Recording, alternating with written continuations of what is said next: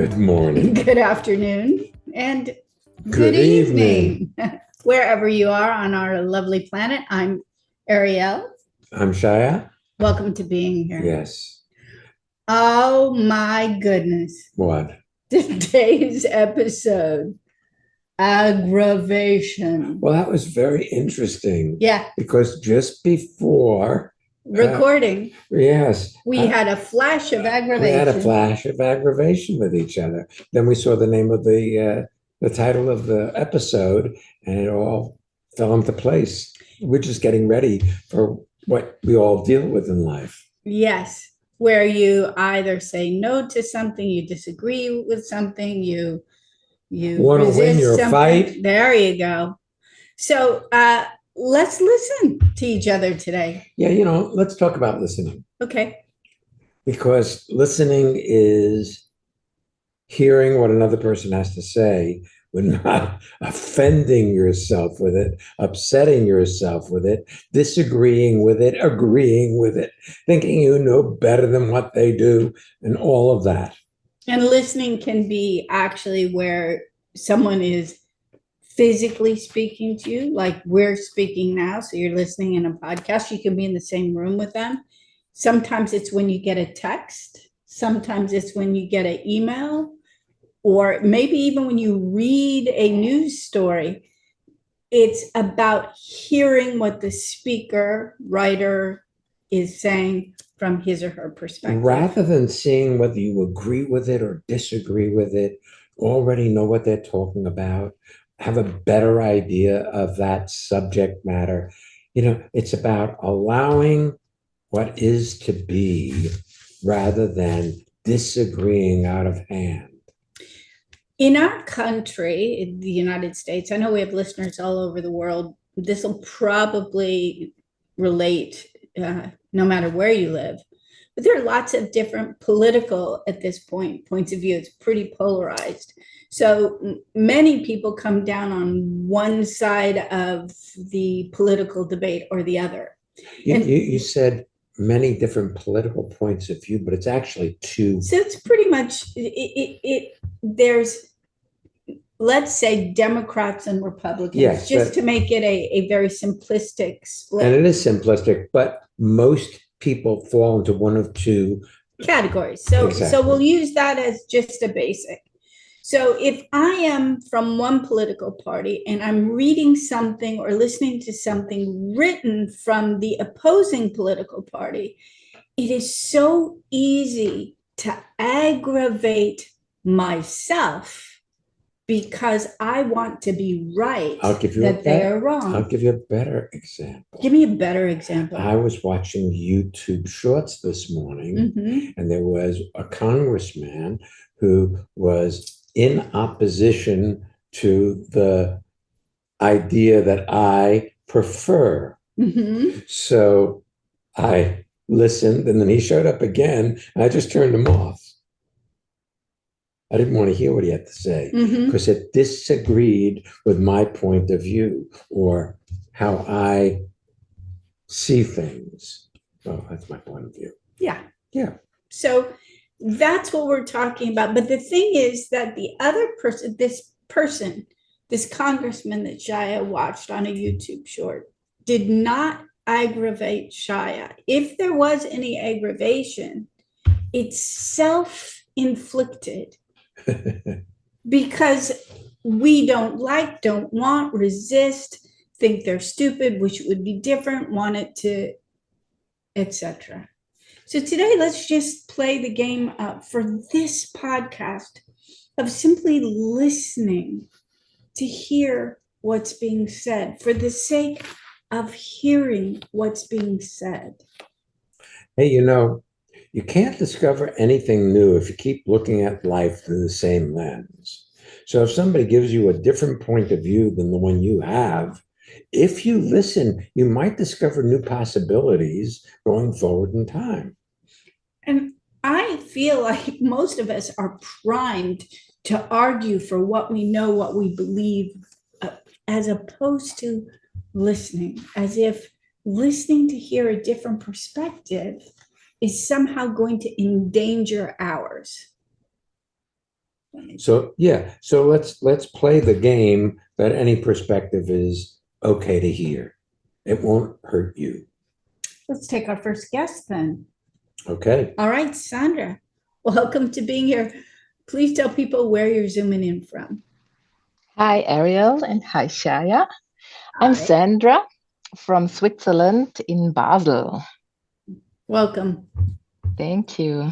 You mean Basel in Switzerland, don't you? Yes, But exactly. you may be in Basel, but that's in Switzerland. Yes. Exactly. What can we do for you today? Thank you for this introduction to this topic. I had to smile because I just realized something while you were introducing aggravation or aggravate. Yesterday evening, I had a discussion with my boyfriend. We are planning to buy a new car, a second-hand car. And then previous to that, I have a really old car I like, and I actually didn't want it to sell it. But the thing is, we need a car now where you can, it's diesel. Is that the same in English? Yes. Yes. Okay. So we need a diesel car because my boyfriend, is commuting a lot. So that's why we want to change the car in a diesel.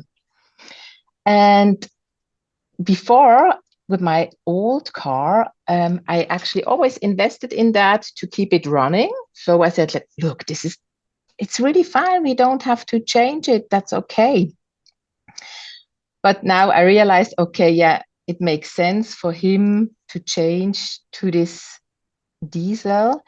And yesterday we were preparing the selling ad for my old car.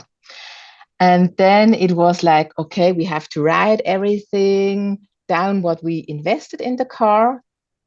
And just recently, that what I was repairing did cost a lot of money. And he reminded me a lot of this. He said, you don't have to invest in that. And he said that already many times. And yesterday evening, he did again. And I was totally upset about that. I was then not shouting is the right word. I was like, yes, you told me that already several times. I know this now. It's okay. You don't have to mention that everything. And I was like, second now, because this Let is me make good. sure we're following you too. oh, sorry. So you weren't listening in the past to what he was saying. So he kept telling you over and over again because you didn't like to hear what he was saying. Yes. Do you see that? I see that. So you weren't really listening. You were listening to support your point of view and didn't want to hear his. Let me make sure I've got a piece of this because it keeps replaying. Mm-hmm. Between the two of you, you have one car. So when you sell the car that you've been investing in, it'll be to buy a new, basically family car for the two of you. That's in diesel, and he'll be primarily using it. Exactly. Okay. That's the. Well, it's interesting because right now you aren't holding the car you currently have as a family car. It's your car. Now, it may be in your name. Yeah. It sounds like you've made all the decisions for how to proceed with this car as well. So how dare he tell you what invest in it or not? Yes. Well, you can get to be right, and then you'll have a fight, and you'll be right. And intimacy will disappear. And every time he walks into the room, you'll bristle. You know what do you mean with bristle? What's that? You know, when a dog gets angry, the hair on his back comes up. Yeah. Yeah. Yeah, yeah. And you won't say anything, but you'll just be still and go along with the program, but not own it as your idea. Mm. Let me make sure I'm clear a little bit more, because that protocol for selling things in Switzerland may be different than here. When you're preparing the ad, is it a normal thing there to say, I have a 2007 car, Volvo, and these are the things I've done to upgrade it over the time frame? Mm-hmm. Exactly. Because here, it's not done that way. I have a 2007 Volvo, good condition, X amount of miles. This is what I want for it. You don't list. It's a very different system. Okay. Here. Yeah. But the idea of doing it your way, is that the way it's done, or is that the way you want to do it? Because Ariel just told you the way it's done here, that I have a car, the year, the make, the model, the mileage, and the condition, and this is what I want for it. Is he disagreeing with that you put that money into the car, or that you want to list it on the ad? I think what I told him then is like, he mentioned that always to me, that I spent so much money for this car to keep it running, so I shouldn't have invested in that before. I should have sell it before put in money to repair it again. Well, he may have a point. And your point is you were attached to the car and you liked it, so you felt it was worth it. There's this difference between surrendering to someone else's point of view or succumbing to someone else's point of view. When you succumb to someone else's point of view, you're their victim. You go along with what they want, but then you resent it. You don't forget it. Wait till we do something my way now. We did it your way. Now we need to do it my way. I don't know if that's what's going on here. When you surrender, however, you assume that what you're saying yes to is yours. It's now your point of view, even if it wasn't yours to start with. So you're not going to go back and complain in your thoughts that you should have done it your way. So what are you doing here, Sandra, my dear? That's the first one. I think that sounds very familiar to me. The succumb thing. The succumb. Yes, which creates your own aggravation. So if Shai says, look, you put so much money into this car, you really shouldn't have done that. And I'm like, if I hear him, I'm like, you know what, Shai, you're right. I couldn't do it any other way back then because I was really attached to the car. But you know what? You're right. Hello. Yes. And I did, yeah. Oh my God, I can see it. Well, that's the only way you could operate. In fact, it's most women in Switzerland operate. They certainly do not want to be doormats to the men they're with. Now, this is an audio, so you have to talk here rather than laugh and smile. I didn't know this expression, this with the doormats. But you know what I mean. You don't want somebody. Yeah, I know what you mean. Yeah. That's a doormat. I have a question for you. Yeah. So your car currently registered in Sandra's name, your boyfriend's name, both of your name. Who owns? In my name. Yeah. So when you get this new car, whose name will it be in? That was a question, actually. And it will be my name. Because it's interesting. The one someone from the assurance told us that it's actually cheaper if you put it on the women's name than the man's name. Right. Yes, for insurance purposes. If you're For doing insurance purposes. insurance purposes and convenience and to keep it very, just clean, you have to pay attention to that. You are automatically going to want to go, this is my car now. So you have no right to tell me what to do with it. Yeah. Yeah, it's a good point. So Sandra, see, I think that this is everywhere, not just around the car. That the car is a microcosm of the way you.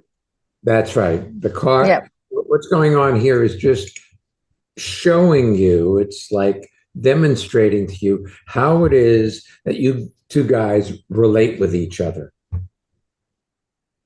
Because it's not just around this car. Right. Certainly, it's got to be around everything that is important to both of you. And even what isn't important. Because it's very easy to fight over what isn't important. We used to fight over what wasn't important, but at the time, who told the taxi driver where we were going? Yeah, it's my turn. No, women don't do that. Yeah. Yes, they do. No, they don't. Who got to get the mail? Which direction to cross the street? We had all kinds of things that we could fight about. Yeah, that's right. I just see it. Yeah. Good. Well, if you can see it, you don't have to be run by it. 3 principles. If you see it and judge yourself for either having done it or having the propensity, I'm not sure if that word, that the likelihood of doing it, if you judge that, you'll keep doing it. Second principle, you can only be exactly as you are. So if you can only be exactly as you are, then you could have only gotten into a fight over the car and the money you invested into it and everything else. Third principle, anything you see without judging completes itself in an instant. So it's like, right, I was fighting. It's not we were fighting, by the way. Because look, Sandra, I told you at the beginning of this that you look very beautiful. That was before we started recording. So. That's right. In case you thought you missed it as a listener. But this beautiful woman who I'm talking to, that's you, has had other relationships and they went this way. Yep. Yep. Yeah, that's true. That's true. You see? Yeah, that's true. So it isn't the people involved or the other person involved in the relationship. It's how you relate to relationship. It's whether you will surrender to another person's point of view, let them win, or you have to run the show. And if you aren't running the show, you become their victim. Right.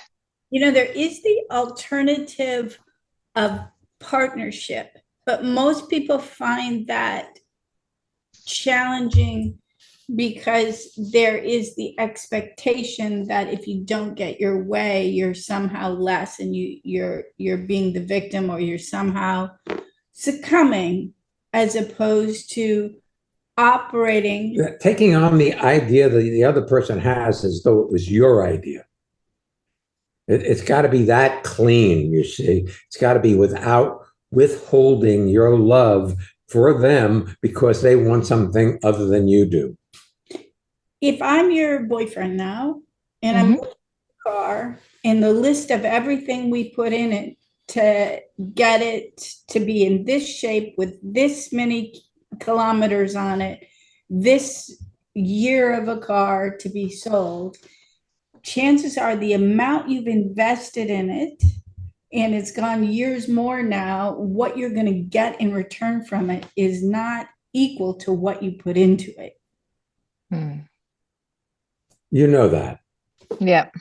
You don't buy a car, use it for a few years, and sell it for more money than you paid for it. No. So he may just be being practical in that area, and you have an emotional tie and you didn't express it to him. Yeah. Okay. But there's also this desire to be right. Yeah, I can feel that. Right. And the desire to be right will sabotage your relationship because you'll give in, but you will give in. You won't take it on like his idea became your idea and you love it And win with it. and win with it. Yes.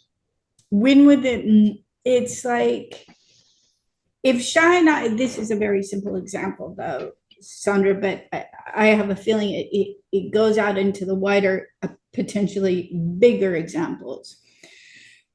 If Shy and I have two separate ideas for what to make for dinner, then clearly one of us in the win-lose category is going to win our food choice.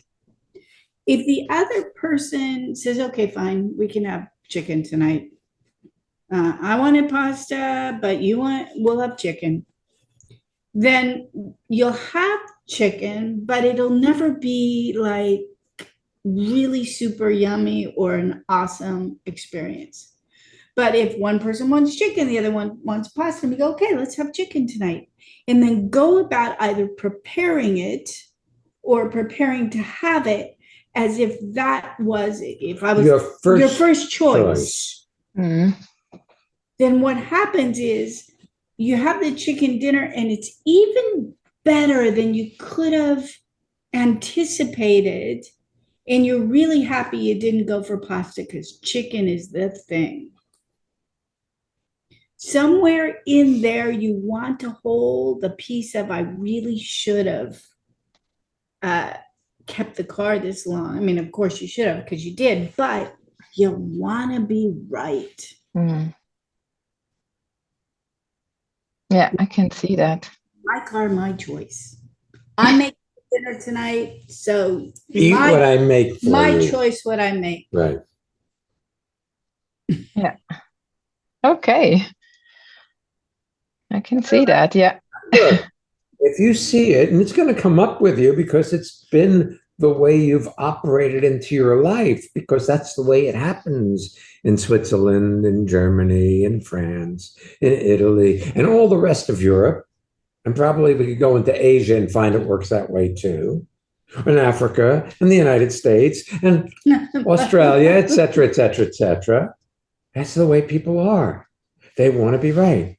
If you can see it without judging it, though, it loses its power over you and it doesn't allow for the destruction of the relationship. But if you're being right, you will eventually drive him away. Mm. If he sticks around, you won't like being with him anymore. You guys will settle into normal as opposed to exceptional. Yeah. Where he walks into the room and you, oh, it's him. Yeah. Yeah. Thank you. Yeah. Yeah, you're welcome.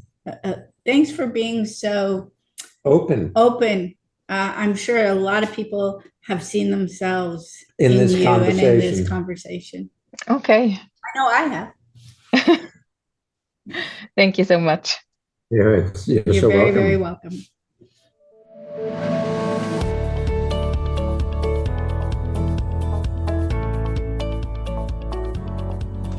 It's time for our listener feedback spotlight. Okay, so here we go. We're going to hear from one of our listeners about how transformation has impacted her life or his life. Let's see. Yeah. And if you'd like to learn more about what we're up to, you could register for any of our upcoming virtual courses. Or sign up for our newsletter. Just visit transformationmadeeasy.com. It really is easy. It is easy if you know the way. Hi, I'm Christina in Manhattan, and participating in Ariel and Shaya's Living Made Easy seminars have brought brilliance to my life. I have now realized what well-being is. Do you want to have well-being with consistency? Connect with people all over the world from the comfort of your own home at Ariel and Shire's lively interactive Living Made Easy virtual seminars. Join any of their 2-hour online events or take a deep dive into the magic of being you at a virtual weekend seminar. Come on, let's connect. Find out more and register at transformationmadeeasy.com.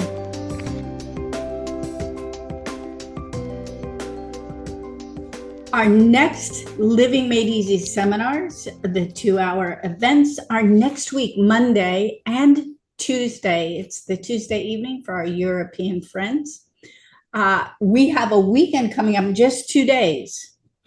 Creativity and intuition. We're in person at the New Jersey Performing Arts Center Friday night, Saturday, and Sunday. There is still room for you should you like to join us. Yeah, that's in Newark, New Jersey. Mm-hmm.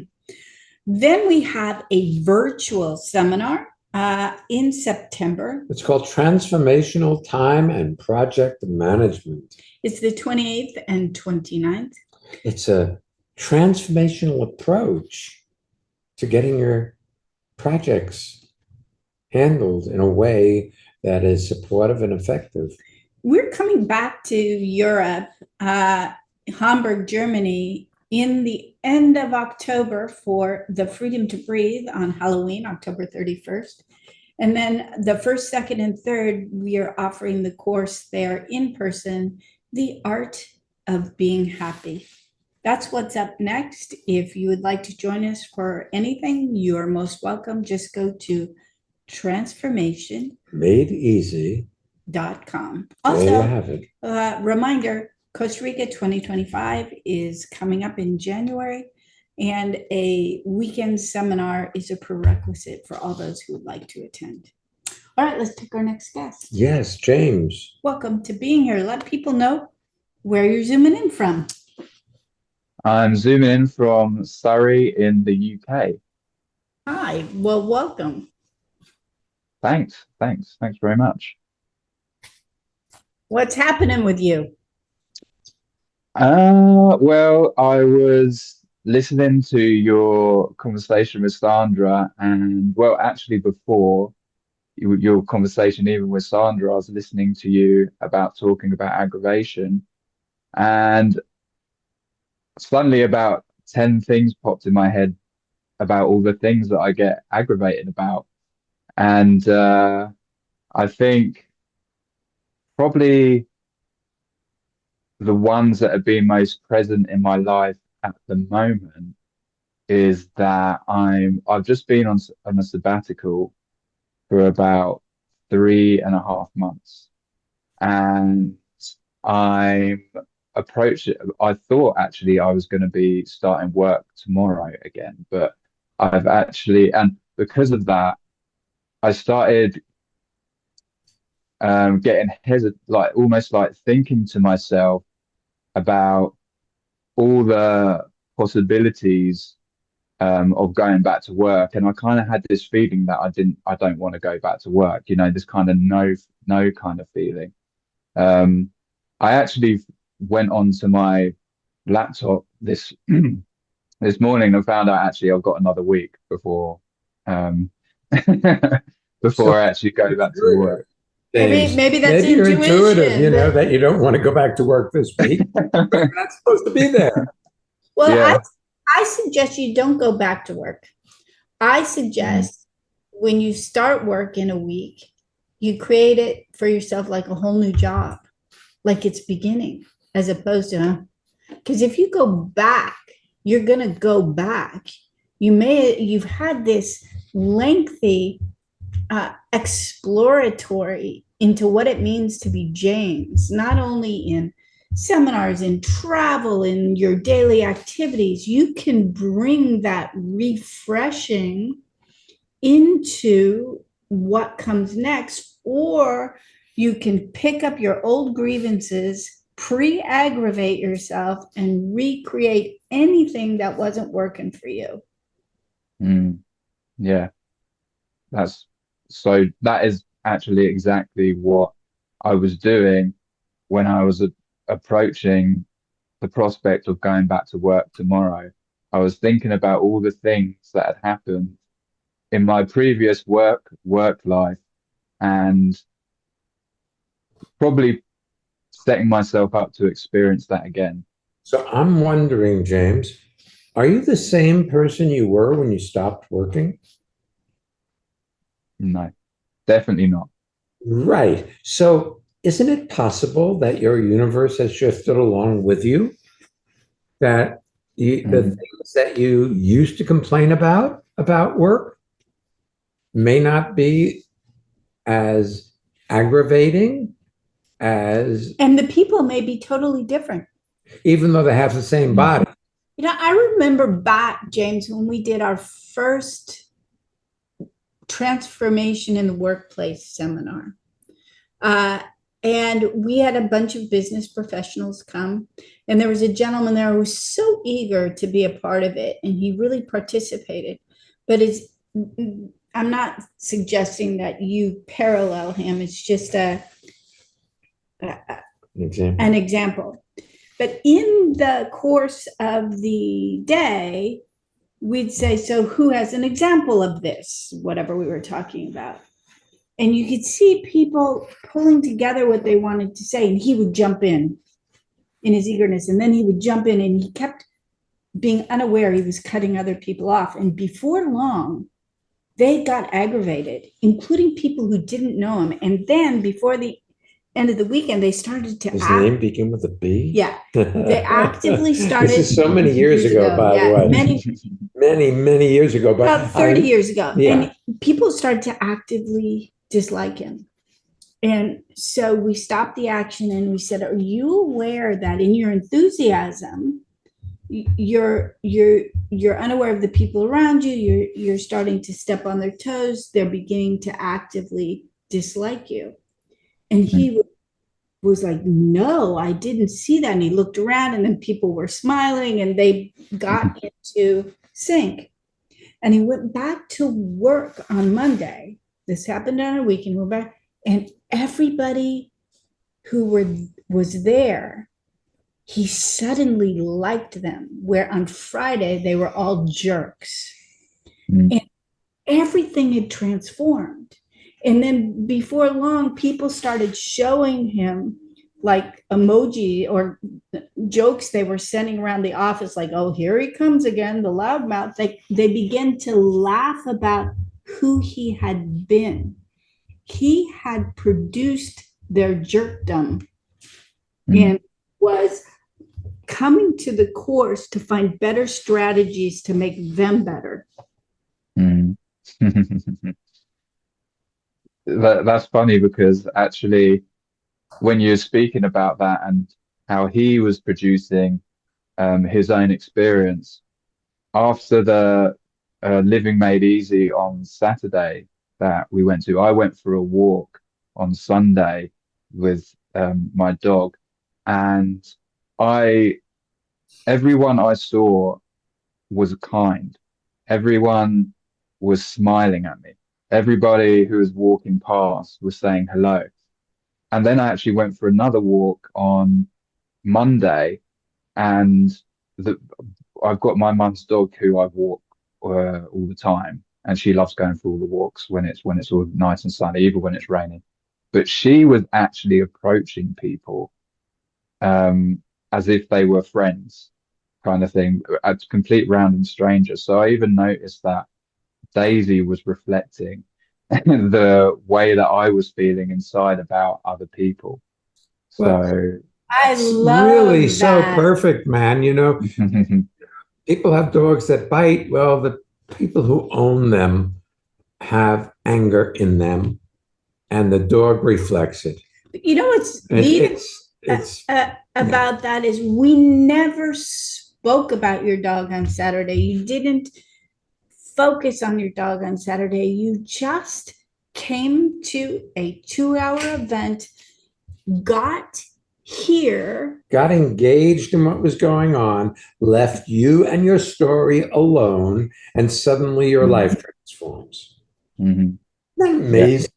You got these therapies out there. What if you don't need therapy? What if All you need is to be here and engage in what's going on and leave you out of it. Mm. The other thing is this. We drove into New York City the other day because a couple of friends of ours are getting married and they had an engagement party. Normally, the drive from our house to New York City is about an hour, hour and 15 minutes. It took us 2 hours and 45 minutes to get into the city. Driving 1 mile took us over an hour. It was wild. You know, and you know what was really cool? We never got upset. Nobody was honking or pushing. It was for, and so even in the cars around us, it was just a fact. You couldn't go faster than you could go. And then on the way in, we actually saw some really fun things, like a woman who set up her iPhone while we were stuck in one block. She set up her iPhone and did a dance routine on the street with a friend of hers, and they were wiggling and moving, and she was so much fun. And I videoed her, dancing for herself. It was awesome. And that doesn't happen if you're busy going somewhere and where you are is wrong. Aggravated. See, if you're upset, then you look outside, you just figure out what caused it. But when you're okay with yourself, you don't need to do that. We sent a text to friends saying, look, we're stuck in traffic. And they sent back a video of them all eating cookies, going, well, when you get here, hopefully there'll be cookies left. It was so much fun. The other thing was this.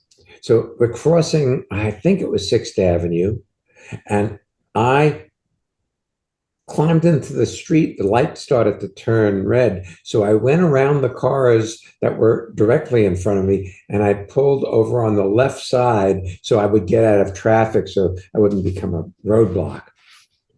And the guy next to me, he didn't want to let me in. So he started throwing up his hands, and then we looked at him and he looked at us, and he started We all started laughing. And then he said, please go ahead. It was so much fun. And it was like, how you are reflects your universe. So it was very frustrating. And people, for the most part around us, were not aggravated. Right. So aggravation is what you do when you say no. When you say no to your life. That's simple. Yeah. And because the event itself isn't what causes the upset. I have another possibility for you regarding your job. What if your job, here's the potential that our lives are ever expanding. And so that when you go to work next week, that it's even better than your sabbatical. His eyes were like, what? It's a possibility. Yeah. I have been being very productive at work the last few days. So sometimes my emails get away from me and I can have hundreds of them. When I went to Hamburg last, I didn't address emails. By the time I got back, I had 450 of them. And, some of them were advertisements, but a lot of things needed to be attended to. It took me a while to get through them.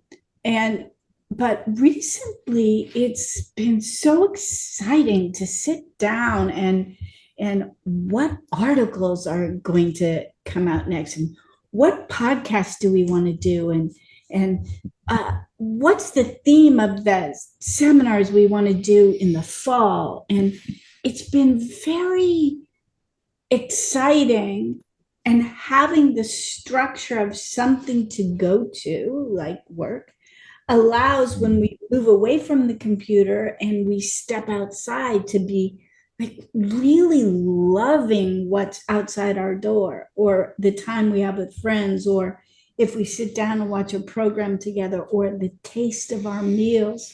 It's really about fully engaging. Yeah. It's funny because I have this idea that transformation and work don't fit together. And transformation affects every aspect of your life, because it's life. But I'm not surprised you have that idea, because the first time you came back, because we hadn't seen you for about 6 years or quite a long time, you came to an evening at the beginning of your sabbatical, and you came with the attitude that you had at the beginning of the sabbatical, which was, oh, thank God I'm getting a break, because work is fill in the blank, and whatever the blank was not positive. Hmm. Yeah, for sure.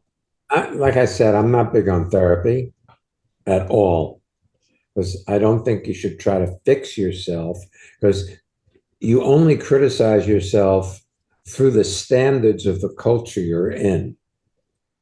So if the culture says you should be losing weight, you think you should be losing weight. If the culture's fine with weight, then you'd be fine with your weight.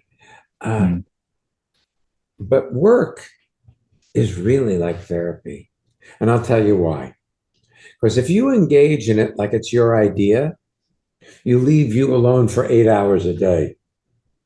You got another occupation other than beating on James, as though James ought to be different than James is. You know, it's an interesting thing too, James. I know you come to seminars with us, and I'm certain that you've met many people who I hate to say admire, but maybe you admire them, but for sure you appreciate them. Is that a good way to? Yeah. Definitely. And people who attend seminars and really blossom in it generally start moving into what one might consider being of service. So that when you go to work, it's not just about getting a paycheck. It's about taking care of the people around you, because they matter, because they're in your life, and this is your occupation. I think when we very first started this podcast, it was an internet radio show back in 2008, when it was whatever 18 years ago was. It can't be 8, because we're in 2024 now. So 18 years ago would have been 16. Okay, 2006. Thank you very much. However long, however long ago, we used to write things up on a flip chart, and we had a note at the bottom. It was an Albert Schweitzer quote, and it was a reminder. Only one of you who'll find true satisfaction are those who discover how to be of service. Right. And I really see it, that you take your attention off of you and take care of your world around you, and you'll be a happy person. If you have your attention on yourself, nothing will ever be fulfilling enough. It's never enough. It's never enough. Because this isn't it in the mind. This is it in your experience of living, but in your ideas and thoughts, the voice in your head always finds fault with whatever you're up to. Haven't you noticed that? Oh, yeah, totally true. Totally. Even if you do a good job, it's just never quite good enough for that internal dictator. For sure. Yeah, for sure. So happy you're with us today. Yeah, thank you so much. Yeah. I love that you said no to going back to work and then found out that that was accurate. And now you have all sorts of potentials for. Yeah. And one of them is to go in and meet the people there. And see who they are, like you don't already know them. Because you see, those previous opinions color your experience. So even if they're being kind, if you had an incident with somebody, you're still holding them as an enemy. You could pretend you're Daisy, the dog. Go in there, for your friends, and see where it goes. That's a good idea. I think I will do that for sure. Great. Thanks so much Yes, for thanks for being with here us. with us. Thanks. Thanks very much. You know, there are plenty of people in all of our worlds who are aggravated, that find themselves stressed. This is an awesome episode to share with your friends, share with your colleagues, share with your family.